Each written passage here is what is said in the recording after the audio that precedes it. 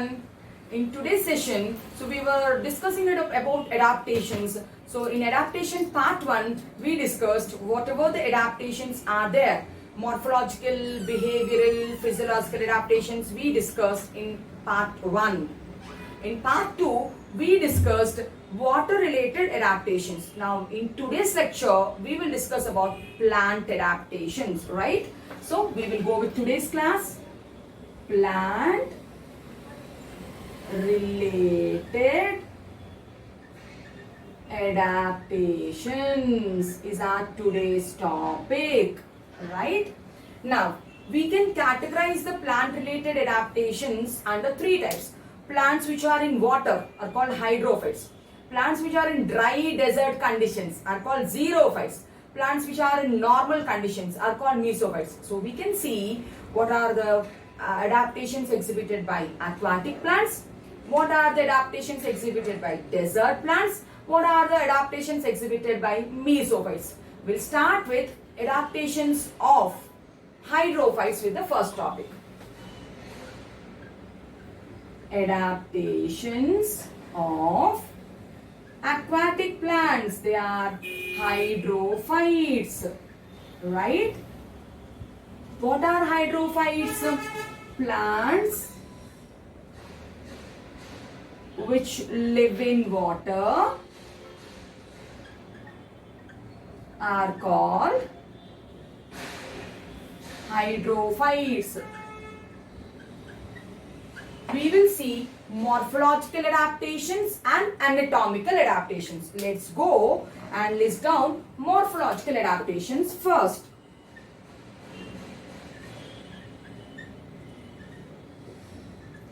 Now, since the plants are in excess water, surplus of water, due to surplus of water, do they need well-developed root system or they are in water only? So they don't have well-developed root system. So we can tell poor root system. And sometimes the submerged leaves, they replace the roots. Sometimes submerged leaves replace the roots.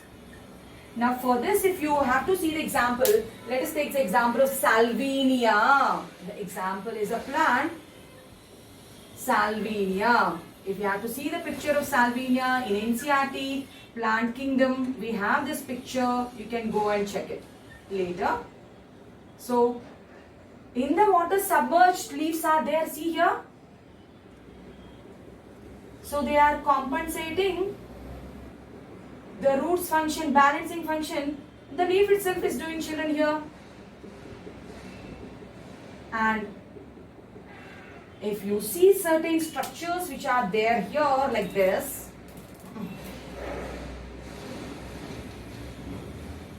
and if you are thinking these are roots, then you are wrong. So these are modified leaves itself. With my blue pen, what I am drawing, if you are thinking these are roots, that's wrong. So this is also modified leaf which acts like a root balancing structure. They take water by diffusion through the body surface. They don't need roots and root hairs, right? Now what is this I am telling? It's a modified leaf. If they give this is root as labeling, then it is wrong.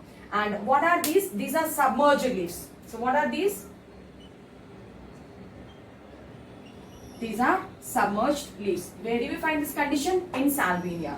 So we are telling in aquatic plants, since they have surplus of water, so they don't need a well-developed root system. This is one point.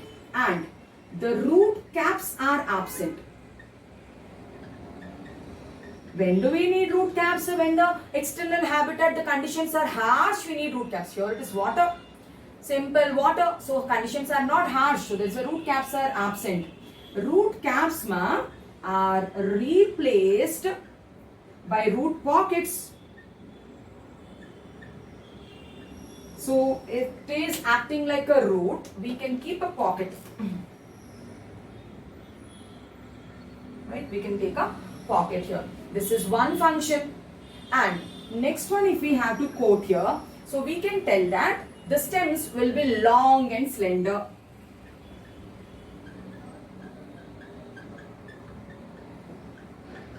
And if we have to talk about the leaf, if it is a plant which is submerged, then the leaf is long, right, a ribbon like. We can take the example of Vallisneria plant. Vallisneria is a submerged plant. We call it as a ribbon grass. So now this is a submerged level. Now these are the roots. Now the leaves are like, see, ribbon like leaves are there. So leaves will be long and ribbon like. Stem also will be long and slender. Roots are, root cap is absent, replaced by root pockets, and the root system is poorly developed. So these are morphological adaptations. Now when we talk about anatomical adaptations also, let us see that. What are the anatomical adaptations seen by hydrophytes? Now, cuticle is required. Cuticle is not required here, so they don't have cuticle, they don't have stomata. That becomes an anatomical adaptation.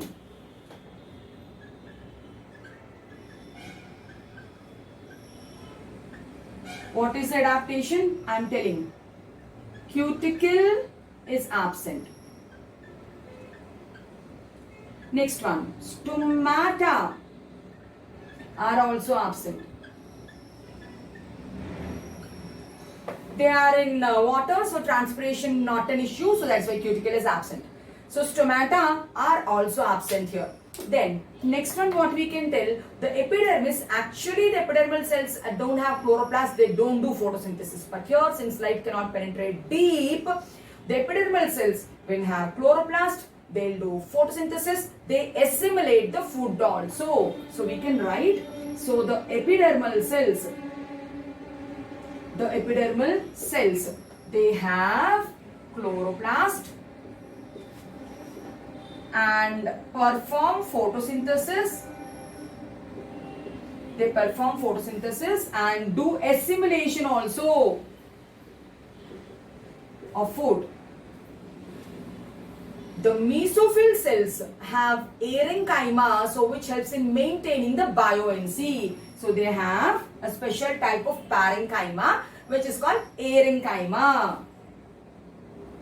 They have parenchyma which maintains buoyancy. Okay. And mechanical tissues and all are not required. So mechanical tissues and vascular tissues are poorly developed. So these are the adaptations of hydrophytes. Hydrophytes means aquatic plants. Aquatic plants, since they are in excess of water, what are the morphological adaptations and what are the anatomical adaptations? In morphological adaptations, children, we discussed about root, stem and leaf. In anatomical adaptations, we were discussing about cuticle will not be there, stomata will not be there, epidermal cells, since light cannot penetrate, the epidermal cells should take chloroplast, they have to do photosynthesis, they have to store the food also. To maintain that buoyancy, they should have air storing parenchyma, which is called parenchyma. Mechanical tissue not required, vascular tissue not well developed. So now we finished hydrophytes. Let's go to xerophytes now. So the next one is about adaptations of xerophytes. I told you xerophytes means desert plants which are in dry and arid conditions where water is very much less. Now, adaptations of xerophytes. What do you mean by xerophytes? Are the plants which grow in dry and arid conditions. So, plants growing in dry and arid conditions are called xerophytes. Now, we can categorize them under epimerals, annuals, non-succulents and succulents. Now, what do you mean by an ephemeral?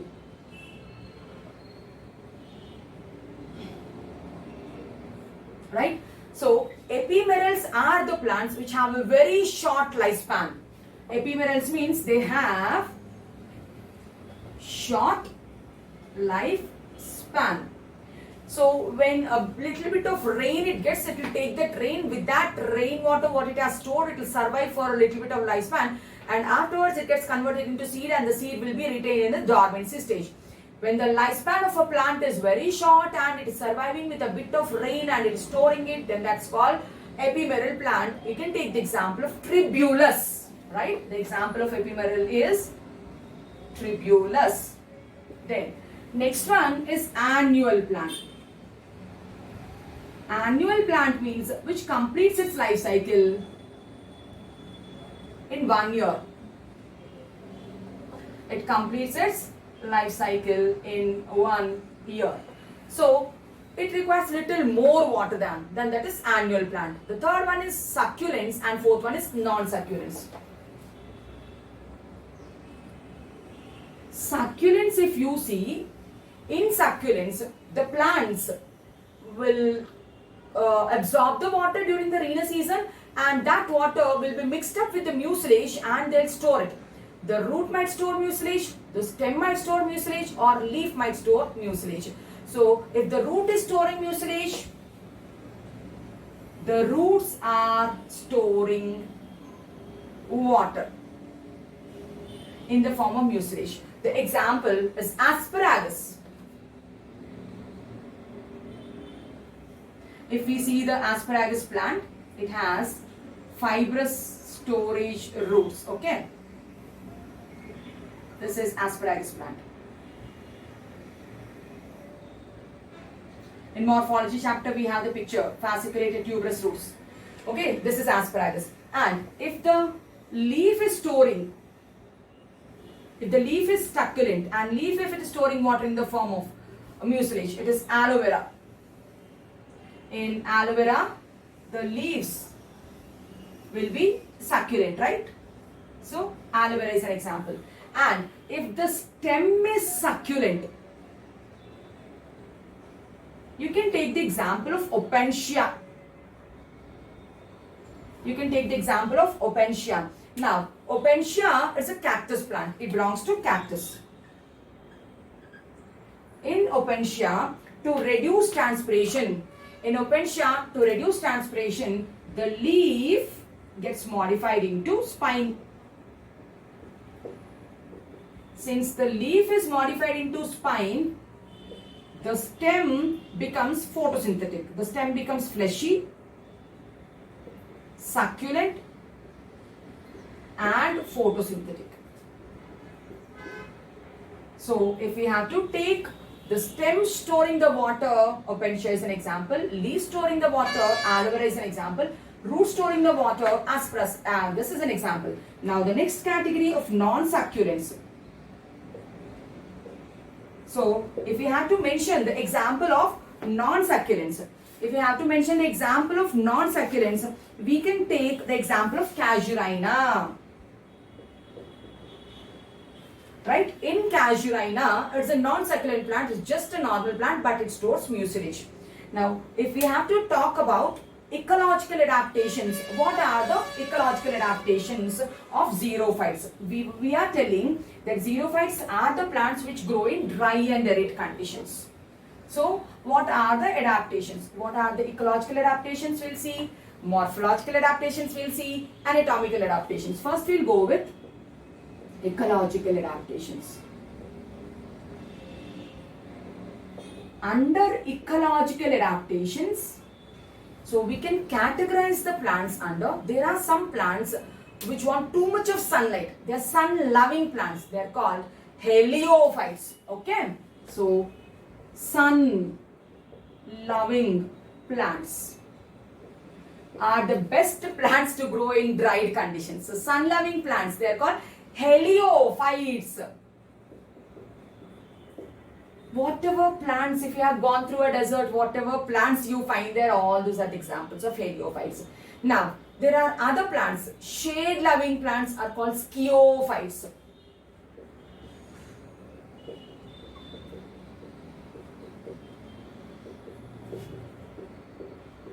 Amongst sciophytes, they asked it in 2015 NEET question paper.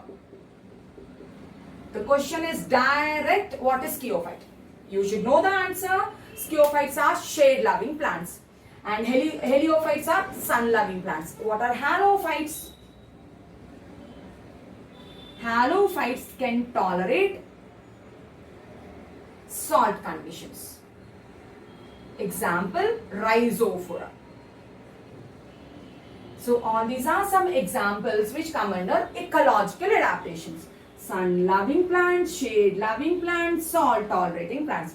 Now let's go quick into the morphological adaptations of hydrophytes. I discussed the ecological adaptations. Now let us discuss about the morphological adaptations of hydrophytes. Morphological adaptations, if we have to see for hydrophytes, the morphological adaptations, since there are dried plants, the root system should be well developed. The root system should be well developed. Then root caps should be present. Branching of roots, root hairs should be there, right? And if we talk about the stem, now stem should be thick and it should be woody, covered by bark to hold the water to reduce transpiration. Now if we have to talk about the leaf, we discussed the leaves, they are modified into spines in cactaceae plants to reduce transpiration. And the leaves will have waxy coatings. They have waxy coatings. So these are morphological adaptations. Now we can go to anatomical adaptations. Under morphological adaptations, what did we discuss? Root system should be well developed, profuse of branching and root hairs should be there so that they can go deep into the soil and it can absorb more water and more minerals. Root cap should be strong enough because it is soily, sandy soil. Stem should be thicky, woody and bark should be there. Leaves, they are modified into spines to reduce transpiration. We can find such type of, when the leaf is modified into spine, then the stem becomes photosynthetic, which is called phylloclade, which is having indefinite growth. Right? Now, when we quickly talk about anatomical adaptations of xerophytes, what are the anatomical adaptations of xerophytes? Cuticle should be there. First, let me write anatomical adaptations. Cuticle should be there. Thick cuticle we can write. Cuticle should be thick. Then next one, if we say cuticle should be thick, then epidermal cells should have thick cuticle and epidermis is multilayered.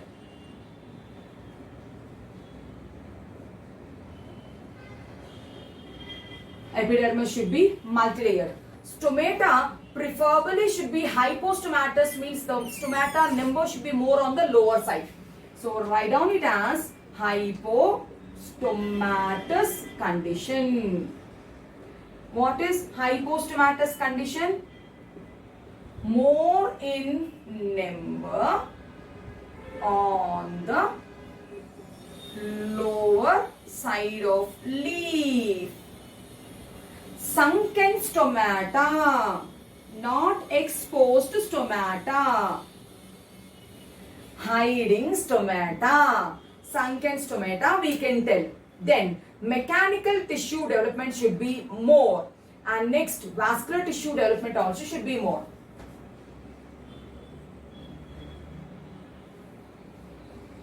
Mechanical tissue development should be there. Vascular tissue development also should be there. Now, we discussed hydrophytes, we discussed xerophytes. Coming to mesophytes. The term itself is telling mesophytes means the plants which are at ambient temperatures, which are at adequate humidity, adequate water, so they don't need much adaptations and they are the flourishing plants.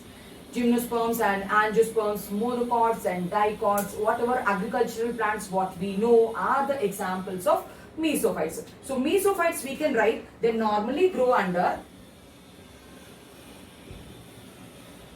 mesophytes means they normally grow under normal conditions unless and until when the conditions become harsh, they will nicely flourish. So in today's class of plant adaptations, what did we discuss? We discussed about adaptations of plants in aquatic conditions, adaptations of plants in dried conditions, adaptations of plants in mesic conditions. Now, if you have any queries, please comment in the comment box. If you like the content, like, share and subscribe to my channel. Thank you.